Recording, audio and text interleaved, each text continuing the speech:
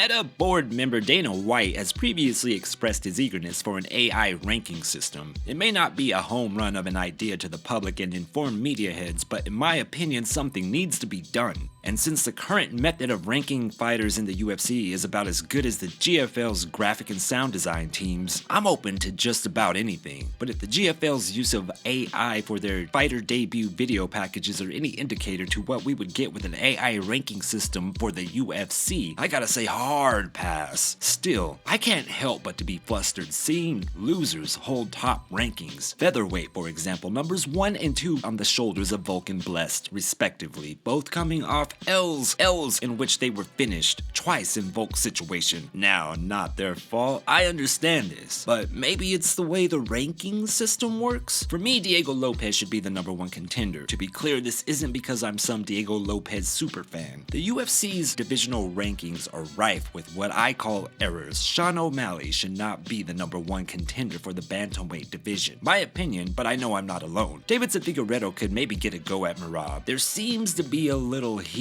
for Merab and Pantoja. For me, both sound better than any rematch Merab could get booked into. Speaking of Dana saying things, he said Arman isn't getting a title shot again anytime soon. So why is he the #1 contender? Cyril Gane is somehow still #2 in heavyweight. Then there are the little things, you know, the things that one could perceive as being sneaky. For example, Mackenzie Dern actually ranked down after defeating Lupi Godinez. Before the rematch with 2 division usurper Amanda Ribas, she magically ranked up 2 spots while Ribas ranked down 2. But if you look at Carol Hossa, who just lost to Twerk Mommy, she gets to rank up this week. Why? But don't worry, my friend, AI will be here soon. Myra's move down is a surprise, to me at least. Shitara will be facing Jazz Vicious at Flyweight, so this makes all of the drama surrounding her rocky, and the fakest champion this side of Nico Montano and the Venezuelan vixen Juliana Pena null and void. In my conversation with Raquel Pennington last year, we briefly discussed Myra's placement in the division.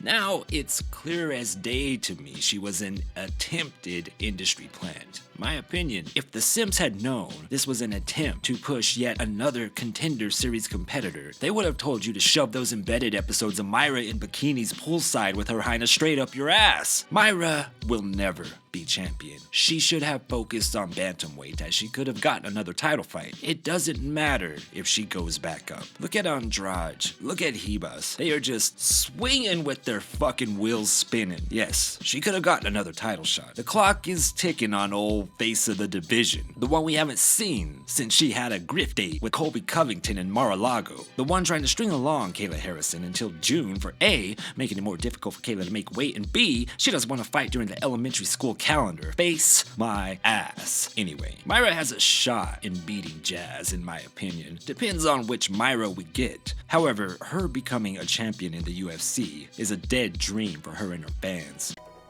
No, I got a phone call stating that Juliana's still injured. They need the division to keep rolling, so they're gonna make the fight between me and Myra. And honestly, it threw me for a loop.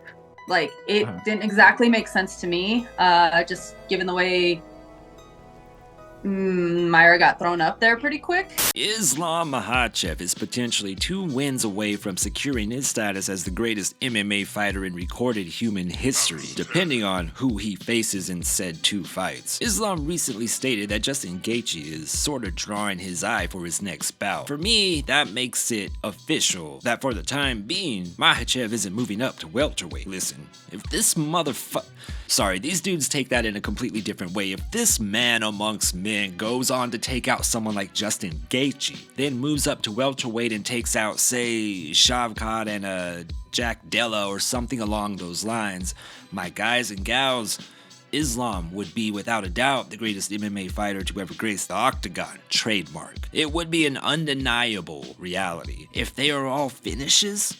You know what a 45-70 is? No, I don't. Okay, then shut the fuck up. You'll tell me shut the fuck up? Yeah. Because you don't understand what a 45-70 is. He doesn't know what a 45... You're talking about ego. Now I'm giving you some ego. Okay, yeah, that's the last thing he want to do is fight me, though. That's the last thing. I still want to. No, I don't give a fuck about the fight on Saturday. No, you don't want to fight. No. Just being real. I'm being real with you, young buck. You I'm don't just want to letting fight you know. me. I'm just letting you know. This sounds good. Sometimes people don't know what they want. Yeah. You don't want to fight me. Everybody's favorite non-journalist but still called journalist even though she has said she isn't a journalist media personality, Nina Drama has been in some drama. What's new? Apparently, somebody is blaming her for Arman pulling out of his fight with Islam. This was not just some X or Reddit rage post. These people were apparently sending her death threats. Look, anyone familiar with this channel knows me and Nina aren't existing on the same frequency. However, the only thing I can come up with to cause this kind of psychosis is irresponsible, degenerate gambling. All I can say is that anyone gambling on fights should understand the inherent risks involved. Link below for assistance in gambling addiction. And I cannot believe I'm saying this, but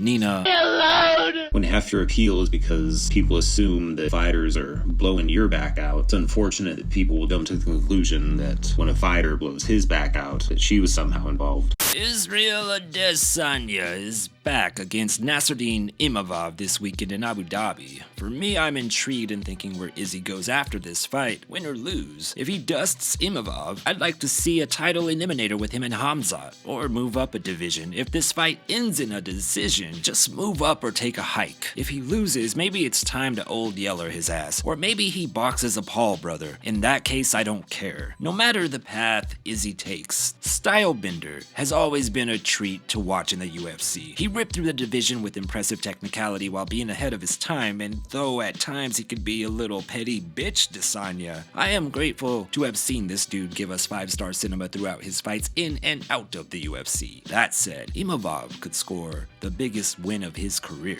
It really is an interesting fight. I mean, he did finish the Cannon Man, something Izzy couldn't do. Not that we're MMA mathing here. Shara Bullet and Michael Venom Page are serving as the co-main event. For me, MVP in the UFC hasn't had a lot of meat to it. Will Magomedov give us another Brian Fury KO? MVP may play this one safe. I'm not sure who's faster. Shara's speed doesn't necessarily stand out to me, but his dynamic striking is going to make for a hell of a challenge on MVP. Should be hellfire and brimstone. Xiaonan is squaring up to Virna Jandiroba in April. All in all, this should be a good fight, but again, Mackenzie beat Amanda Ribas and doesn't move one spot. Eileen Perez beats Carol Hossa, and Hossa moves up a spot. Why? I'd say this is to get Jan and Virna away from Mackenzie Dern. Now, I am more tired of talking about Dern's fake career than Dana is avoiding questions about civilly liable rapists on his roster working for other promotions, but it's clear to me Mackenzie Dern is either getting the winner of Zhang and Tatiana, a rematch with Jessica Andrade, or being booked against Yasmin Lucindo. Mackenzie Dern doesn't deserve a title shot for defeating Amanda Ribas. Her record is just gross in my opinion. Her best win is against Loopy, and the best she has looked was in the rematch with Ribas, as I've stated earlier. Another thing, Dern hasn't been on a win streak since 2020 with one at the top in April of 2021. Virna is on a 4-fight win streak, and she is booked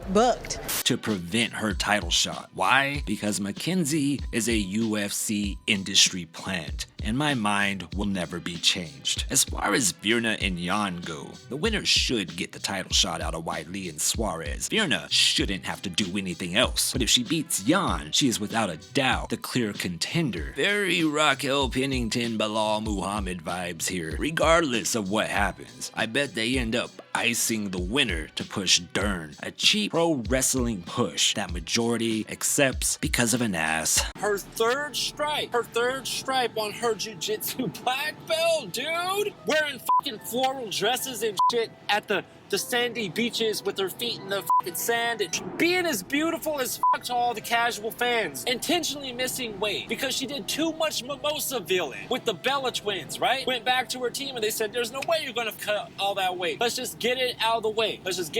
We know you want to fight in Hio. We know you need this to expand your brand. You gotta rank up. Can't lose your ranking. Just go in there, take the purse snatching. We'll just move on from here, but you can't do it again. Got it? Then she wants to be the first mom champ. Didn't work out. But she did have a kid. So now she wants to, in a split decision against Tesha fucking Torres gonna bring her whole fucking family inside the octagon. As if she was fucking Kamaru Usman or some shit, dude. As if she was Israel Adesanya. Then she loses to Xiaonan. And how does she rebrand off that bounce back of a one loss? Divorce. New camp. Cutting weight. I had no idea about all this fucking shit that they were telling me, throwing at me back in the day when I was wearing chones. Just fucking weighing in and shit, being as sexy as I possibly can to get all the followers I fucking can so I can say I'm a star. Beats Angela Hill. Like 1.5 takedowns. Here's your fucking third stripe. You're now a 3rd degree black belt, Dern. Excellent. Let's do it on camera in the motherfucking cage too. You know, I'd be happy to read a comment or two, or as many as possible that lean positive to this idea. Now, I haven't watched a single minute of TUF since season 18, which of course was Team Ronda and Team Tate, Pena, Modafferi, Baszler, Pennington season. We are now at over 30 seasons, and though I don't watch it, I don't see the value of this show in 2025. Dana White's Contender Series does a much better job these days at discovering prospects. There are certainly 2 active fighters on the UFC roster that could have been put together to settle some score or just be from different countries. Last year, I said the coaches of TUF should have been Raquel Pennington and Juliana Pena, though looking back, I'm sure Juliana and Rocky weren't too keen on the idea to begin with, just for scheduling purposes. But my point is the UFC skipped that idea and went with a nice cold nothing rivalry between Valentina and Alexa to go coach some Mitten. That shit made no sense for a multitude of reasons I won't go into right now. And this shit makes no sense for a multitude of reasons that I will go into right now. Chael Sonnen is in the twilight phase of his YouTube career. I am not trying to hate on the guy. I often watch his videos, but he is the OG of the niche, and though he is endeared at least to some extent by all of us, 75% of what he espouses is simply nonsensical promotion talk. It is pure pro wrestling, and fans that want to defend this shit are about to find out. Chael Sonnen participated in a scam-like fake fight with Anderson Silva in South America. This is the same thing. There is nothing here. No matter what Chael says all season, he and DC aren't fighting. So not only is this pure pro wrestling, you're not even getting a match at the end. Daniel Cormier is, for me, a joy to listen to when he's talking about wrestling. That's about it. Though I'm sure both of these guys are great at coaching, I don't need to see it. DC does enough as it is, and the idea of he and Chael rambling about complete made-up bullshit for multiple episodes hold no value for me. I believe DC is going to perform theatrics for this to feed into Chael's antics. But again, there will be no real payoff here, not even a kayfabe payoff. I think it would be better to just end the show and give Chael a late night talk show on UFC or ESPN or Netflix or wherever they go. He could have DC as his little sidekick. No, I'm not surprised. I'm not surprised. She got 30% of the purse, which was like my penalty. Usually it's like 20%, but because I was so much heavier, and we're giving 15% extra too.